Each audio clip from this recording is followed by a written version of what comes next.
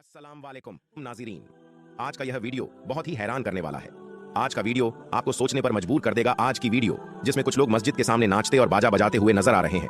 नाज़रीन, मस्जिद के सामने नाचने और बाजा बजाने वालों पर अल्लाह का अजाब आया क्या है? पूरा मामला जब आप इस वीडियो को देखेंगे तो हैरान रह जाएंगे। एक बारात जो मस्जिद के सामने से गुजर रही थी और जैसे ही वह मस्जिद के सामने पहुंची तो जोर जोर से बाजा बजाने लगा। लोग ना गाने में मशरूफ हो गए। इसके बाद जो कुछ हुआ, जब आप इस वीडियो को देखेंगे तो आपकी आंखें खुली की खुली रह जाएंगी। आज के माहौल में आप देखते होंगे कि जहां जहां मस्जिद, जहां अल्लाह तबारक व ताला की इबादत की जाती है और मुसलमान जहां नमाज अदा करते हैं, वहीं जब कोई बारात या बाजा बजाने वाला मस्जिद के सामने से गुजरता है तो अक्सर लोग जानबूझकर तेज आवाज में बाजा बजाते हैं और नाच गाने में मशगूल हो जाते थे। इस तरह से अल्लाह के घर मस्जिद की हुर्मत को पामा करने की कोशिश करते हैं। प्यारे दोस्तों, एक वाकया है जो इस वक्त बहुत हो रहा है। वह हजरत साबिर कलियरी रहमतुल्लाह अलैह का है। हजरत साबिर पाक का एक मामूल था कि जब वह असर की नमाज अदा करते तो नमाज के बाद अपने मुसल्ले पर बैठ जाते और अल्लाह का जिक्र करते रहते। यह उनकी जिंदगी का एक मामूल था।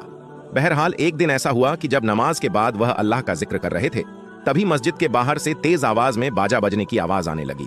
जब आवाज इतनी तेज हो गई कि इबादत में खलल पड़ने लगा तो उन्होंने अपने खास मुरीद हजरत शम्न को बुलाया और कहा, बेटा शमसुद्दीन, बाहर जाकर देखो, आखिर यह आवाज किस चीज की है? यह अल्लाह का घर है, इबादत की जगह है, जहां बाजा बजाने का क्या मतलब है? अगर बाजा बजाना है तो दूर जाकर बजाओ। हजरत साबिर पाक का यह हुक्म पाकर हजरत शमसुद्दीन बाहर जाते हैं और उन बाजा बजाने वाले लोगों से कहते हैं कि बाबा कह रहे हैं कि मस्जिद से दूर चले जाओ और वहां जाकर बाजा बजाओ, क्योंकि इससे इबादत में खलल पड़ रहा है।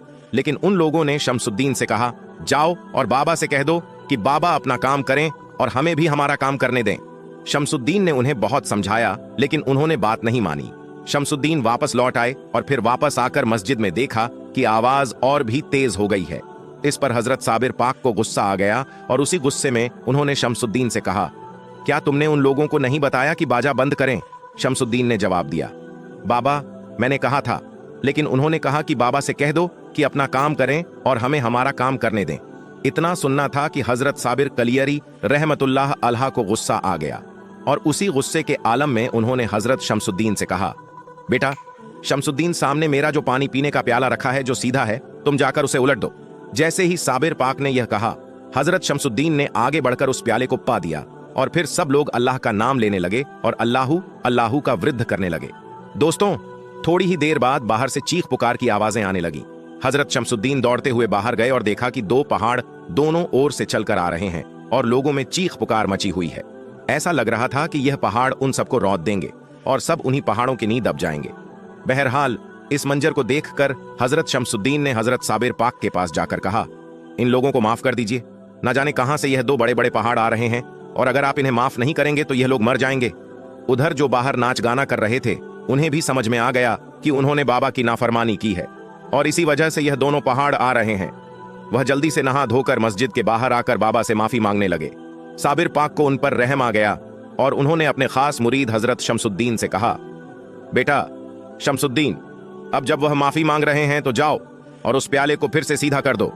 उसके बाद दोस्तों, जैसे ही शमसुद्दीन ने प्याले को सीधा किया, अल्लाह का कर्म हुआ और वह दोनों पहाड़ फौरन ही गायब हो गए। इस करामत को देखकर सभी लोग हजरत साबिर पाक के हाथों पर बेद करते हैं, कलमा पढ़ते हैं और मुसलमान हो जाते हैं। हजरत साबिर पाक के मुरीद शमसुद्दीन यह सोचते हैं कि बाबा से वह प्याला मांग लूंगा क्योंकि उसमें बहुत तासीर है, लेकिन वह इंतजार करते हैं कि किसी दिन हजरत साबिर कलियरी का मूड अच्छा हो तब मांगेंगे। एक दिन जब साबिर पाक मुस्कुरा रहे थे तो हजरत शमसुद्दीन उनके पास गए और पूछा, बाबा क्या हाल है, तबीयत ठीक है? इस मौके का फायदा उठाकर उन्होंने साबिर पाक से कहा, बाबा आपका जो प्याला है वह मुझे दे दीजिए, उसमें बहुत तासीर है, अगर मुझे किसी से परेशानी होगी तो मैं भी उस प्याले को पलट दूंगा। इतना सुनते ही साबिर पाक को गुस्सा आ गया और उन्होंने कहा, बेटा शमसुद्दीन, क्या तुम्हें लगता है कि वह तासीर प्याले में है? नहीं, मैंने 40 सालों तक अल्लाह और उसके रसूल का जिक्र किया है। अगर तुम मेरा सीना चेक करोगे तो उसमें सिर्फ अल्लाह और उसके रसूल का जिक्र ही मिलेगा। वह तासीर मेरे प्याले में नहीं बल्कि मेरे कौलमे में है। यह तो एक इत्तेफाक था कि मैंने प्याले का नाम लिया था। अगर मैंने अपनी जूती का नाम लिया होता और तुम जूते को पलटते, तब भी अल्लाह उन लोगों को उनके अंजाम तक पहुंचा देता। इतना सुनने के बाद हजरत शमसुद्दीन को असल बात समझ में आ जाती है और वह चुप हो जाते हैं। प्यारे नाज़रीन, इस वाकया से हमें यह सबक मिलता है कि अल्लाह के वली की नाफरमानी नहीं करनी चाहिए।